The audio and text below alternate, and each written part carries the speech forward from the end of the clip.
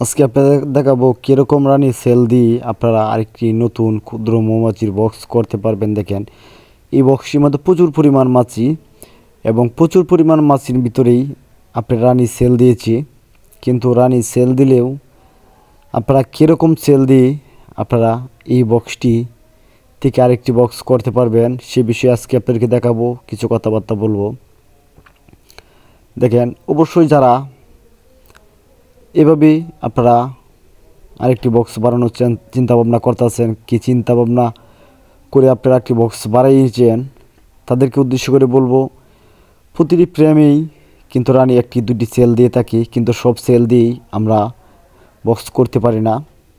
একদম সুস্থ সবল সেল দিয়েই আমরা একটি বক্স করি এবং বক্স করার সময় অবশ্যই আপনারা ফলো করবেন। দেখেন, এরকম রানীর সেল দিয়েই আপনারা একটি বক্স করতে পারেন এবং বক্স করার সময় আপনাদের অবশ্যই এই সেলটির সাথে, দেখেন রানীটা, এই রানীটা এই সেলটার সাথে যাবাই না যা, এই রানীটা পুরান বক্সে রেখে দিবেন। দেখেন, আপনাদেরকে ভালো করে দেখাচ্ছি, রানীটা খুবই সুন্দর আমার এই বক্সের।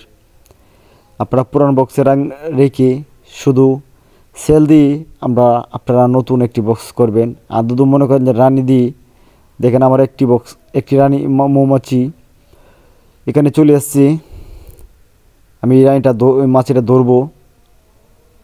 এই ভিডিওটা আপনাদেরকে দেখাবো আমরা কীভাবে ক্যাপচার করি। আমার এই ভিডিওর ভিতরেই মাছিটা চলে আসছে এখানে, এবং এই ভিডিওটা শেষ করি আমরা পরবর্তী ভিডিওত ধরবো। দেখেন, অবশ্যই আপনারা যে কথা বলছিলাম, এই পুরান রানীটা কোনো কর্মেই রানীর সেলটার সাথে যাবেন না যা। আর যদি মনে করেন যে আপনারা এই পুরান রানীটা দিয়ে আরেকটি বক্স করবেন, তাহলে শুধু রানীটা দিয়ে কিছু সংখ্যা মাছি দিয়ে এবং 2-3টি ফ্রেম দিয়ে আপনারা একটি বক্স করতে পারবেন, কিন্তু সেটার মধ্যে আবার রানী সেল দেওয়া যাবে না। এভাবে আপনারা একটি বক্স করতে পারেন। দেখেন, এই সেলটি দিয়েও আমরা একটি বক্স করতে পারি, কিন্তু পর্যাপ্ত পরিমাণ মাছি থাকলে আপনারা বক্স করতে পারবেন। দেখেন, রানীটা আমার, এটি পুরান রানীটা, খুবই সুস্থ একটি রানী। দেখেন, কতদিন পরে আপনার বক্সে মাছেরা কাজ শুরু করে দিবে সেই ভিডিওগুলো দেওয়া আছে, আপনারা দেখে নেবেন। দেখি একটি বক্স করবেন। দেখেন, এটার মধ্যে কী পরিমাণ মধু আমার, এটা নতুন রানীর বক্সের মধু, একদম পুরাপুরি সিল করে দিয়েছি। সেগুলি আজকের পর্যন্ত বিদায় নিলাম, পরবর্তী ভিডিওতে দেখা হবে। ভালো থাকুন সকলেই, সুস্থ থাকুন সকলেই, আমার জন্য দোয়া।